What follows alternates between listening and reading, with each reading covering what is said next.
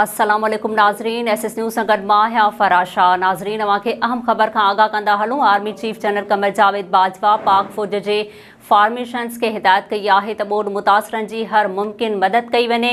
पाक फ़ौज जे आम लाॻापन वारे शोबे ISPR मूजिबि army chief general Qamar Javed Bajwa जी सदारत हेठि कोर कमांडर्स कॉन्फ्रेंस थी, जंहिंमें मुल्क जे अंदरूनी ऐं ॿाहिरियन सिक्योरिटी सूरत-हाल जो जाइज़ो वरितो वियो। ISPR मूजिबि पाक फ़ौज जी टीमुनि ॿोॾि मुतासिर इलाइक़नि में इमदादी कमनि जो जाइज़ो वरितो ऐं ॿोॾि ऐं बरसातुनि सबबि क़ीमती जानियुनि ऐं माल जे नुक़सान ते ॾुख जो इज़हार कयो। ISPR मूजिबि फार्मेशन्स जो चवणु आहे त ॿोॾि मुतासिरनि जी मदद लाइ का बि कसर न छॾी वेंदी।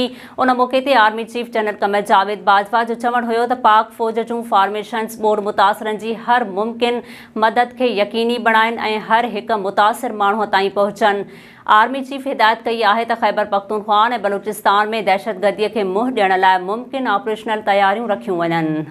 नाज़रीन, वधीक ख़बरुनि ऐं अपडेट्स जे लाइ ॾिसंदा रहो SS न्यूज़ वेब चैनल। असांजे चैनल खे लाइक ऐं सब्सक्राइब करणु न विसारींदा।